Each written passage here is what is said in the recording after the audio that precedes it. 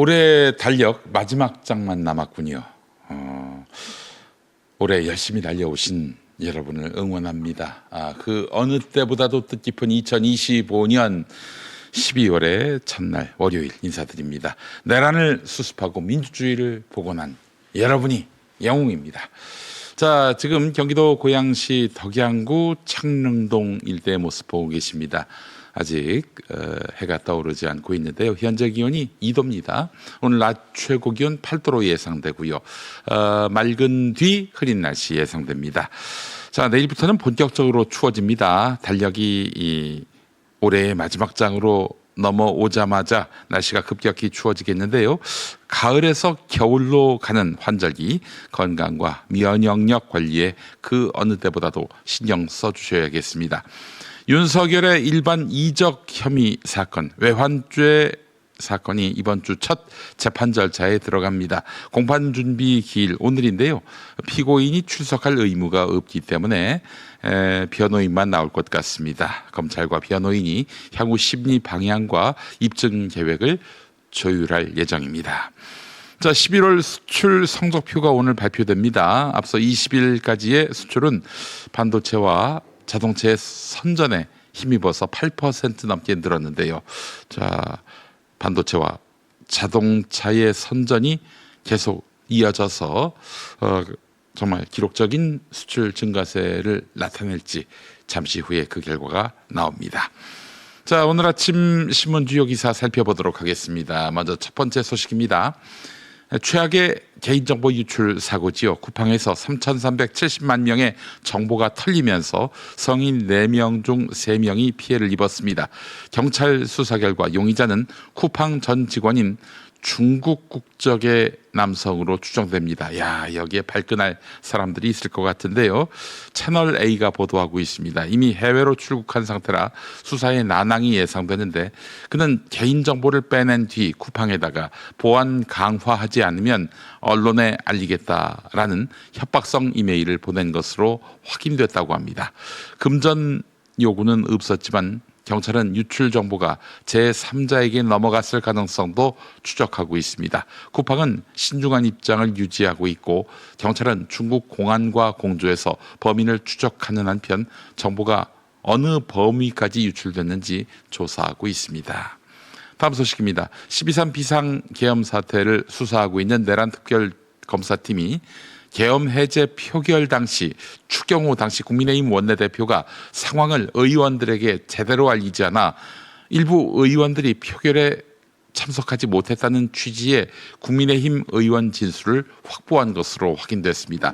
김상욱 의원의 주장 외에도 여러 현직 의원이 추경호 전 원내대표가 본회의 시간 통보와 대통령실과의 통화 내용을 공유하지 않아 판단이 막혔다라고 진술한 것으로 전해졌습니다. 김상욱 의원 더불어민주당으로 당적을 변경했지요.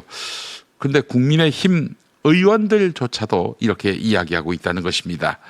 추경호 전 원내대표가 표결을 방해해서 윤석열의 계엄에 사실상 가담했다는 특검의 내란 중요임무종사 혐의 구성과 연결됩니다. 특검은 추경호 전 원내대표가 대통령실과 통화하며 계엄의 위법성을 인지할 수 있었음에도 정보를 제공하지 않은 것으로 보고 영장실질심사 바로 내일인데요. 구속 필요성을 강조할 예정입니다. 추경호 전 원내대표 측은 법적 통보 의무는 없었고 알릴 계획이었다 이렇게 반박하고 있다고 합니다. 또 다른 중앙일보 기사를 보겠습니다. 국민의힘 의원 전수조사 결과 응답 의원의 과반이 12.3 비상계엄 사태에 대해서 당 지도부가 사과 메시지를 내야 한다고 답한 것으로 나타났습니다.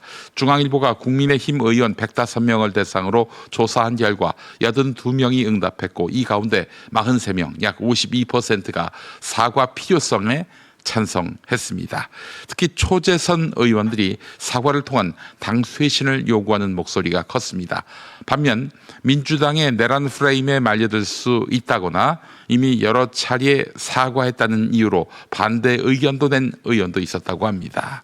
추경호 의원에 대한 영장 심사를 앞둔 상황에서 사과를 보류해야 한다. 이런 신중론도 일부 있는 것으로 나타났습니다.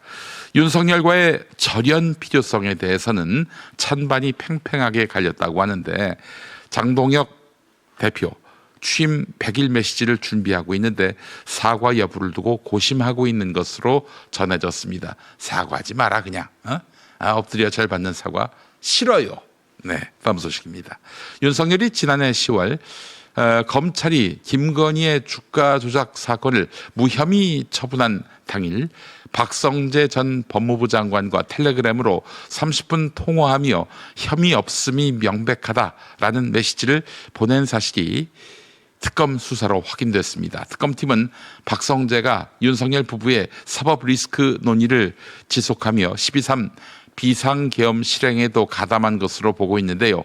포렌식 결과에 따르면 윤석열이 김건희 사건을 두고 한동훈을 비난하며 불만을 표한 내용도 포함됐다고 합니다. 김건희 역시 박성재에게 직접 수사 관련 문의 메시지를 보냈고 박성재는 법무부 간부들로부터 김건희 명품백, 명태균 사건 등 수사 진행 상황을 보고받은 정황이 드러났습니다. 특검은 청탁금지법 위반으로 보고 수사를 확대하고 있습니다. 자, 마지막 소식은 상당히 심각한데요. 세관 마약 수사 외압 의혹을 둘러싸고 갈등이 계속되고 있는 가운데 합동수사단 경찰팀을 이끄는 백혜룡 경정이 검찰 압수수색 영장 신청을 검토하고 있다 이렇게 밝혔습니다. 백혜룡 경정은 당시 인천세관 마약 의혹 사건을 이어받은 검찰이 기록을 은폐 축소했다며 중앙지검과 인천지검, 대검 등을 압수수색해야 한다고 주장했습니다. 반면에 검찰은 백혜룡 팀은 검찰청 안의 독립경찰서일 뿐 검찰 수사 상황을 공유할 이유가 없다면서 반박했는데요. 그동안 백 경정은 제대로 된 수사 정보를 공유받지 못하고 있다면서 수차례 문제 제기를 해왔지요. 이문정 동부지검장은 명단 공유 요청을 거부하며 백혜룡 경정의 주장은 신빙성이 낮다 이렇게 선을 그었습니다. 이런 가운데 조선일보 보도에 따르면 합수단은 이르면 이번 주 중간 수사 결과를 발표할 예정인데 대통령실 외압이나 세관 직원 마약 연루를 입증할 증거가 없다. 이런 결론을 사실상 굳힌 것으로 전해졌습니다. 백혜룡 경정의 의혹은 다 사실이 아니다. 이렇게 결론을 내릴 전망인데요. 초기 진술을 했던 말레이시아 운반 책들도 최근 세관 직원이 도운 적이 없다 이렇게 번복했다고 합니다. 합수단은 백경정의 지속적인 의혹 제기로 수사 신뢰가 훼손됐다고 보고 통신, 계좌, 진술 내용을 공개할 방침이라고 하는데요. 네, 완전히 저쪽으로 넘어가셨군요. 이문정 지검장님. 이렇게 해서 한번 공소청장 해보시려고 그러시나? 네, 백혜룡 경정이 강력하게 반발할 것으로 예상됩니다. 자, 오늘의 신문 주요 기사 살펴봤습니다. 계속해서 TV뉴스 리뷰 이어갑니다. 정부가 쿠팡 개인정보 유출 사고 민관합동 조사단을 꾸리고 본격 진상조사에 착수했습니다. 임정규 과기부 정보보호 네트워크 정책관을 단장으로 모두 8명의 전문가가 합류했습니다. 국내 성인 4명 중 3명꼴에 달하는 3,370만 개의 계정에서 개인정보 유출이 사실로 확인된 만큼 개인정보보호위원회의 활동과 별도로 투트랙 조사에 나선 겁니다.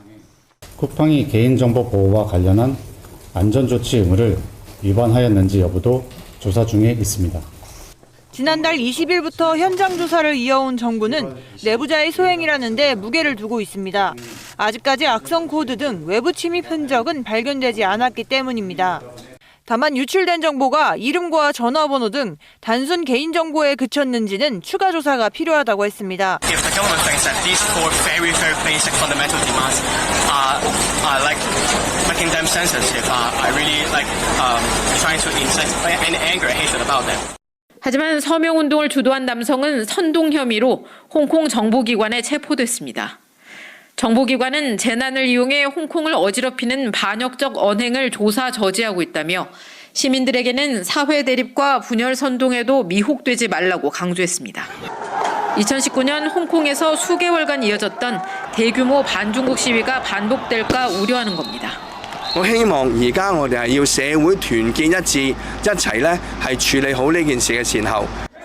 현재까지 드러난 사실관계를 고려했을 때 12.3 계엄이 내란에 해당한다고 보는지 물었습니다. 내란에 해당한다는 응답이 69%로 내란에 해당하지 않는다는 응답 24%보다 3배가량 많았습니다. 조사 방식은 달랐지만 12.3 계엄 직후였던 지난해 12월 MBC가 조사했던 결과와 큰 차이는 없었습니다. 지역별로는 오차 범위 안에서 의견이 비슷했던 대구, 경북을 제외하고는 다른 모든 지역에서 내란이라는 응답이 훨씬 많았습니다. 윤석열 전 대통령에 대해 법원이 내란죄로 판결할 것으로 예상한다는 응답 역시 70%에 달했습니다. 12.3 비상계엄 이틀 뒤 외교부에서 계엄을 정당화하는 내용의 입장문이 외신 기자들에게 전달됐습니다. 계엄을 자유민주주의 파괴 세력에 대해 헌정 질서를 누구보다 숭배하는 대통령으로서 내린 결단이라고 옹호했습니다. 입장문을 보낸 공무원은 대통령실에서 받았다고 말했습니다. 개인적으로 보냈습니다. 대통령실에서 작성을 한 걸로 알고 있습니다. 공직자들의 가담 정황은 해양경찰청에서도 나왔습니다. 충암고 출신의 해경서열 3위인 간부가 파출소 인력도 총기를 휴대하게 하고 계엄사령부에 수사 인력을 파견해야 한다고 주장한 겁니다.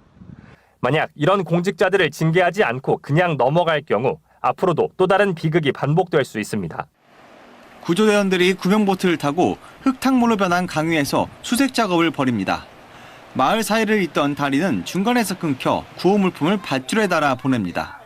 지난 일주일 동안 인도네시아와 태국, 스리랑카 일대에 내린 기록적인 폭우로 인한 사망자가 현재까지 1000여 명에 달한다는 외신 보도가 나왔습니다. 도로와 다리가 끊긴 일부 마을에서는 복구 작업에 필요한 중장비를 투입하지 못해 구조대가 어려움을 겪고 있는 것으로 전해집니다.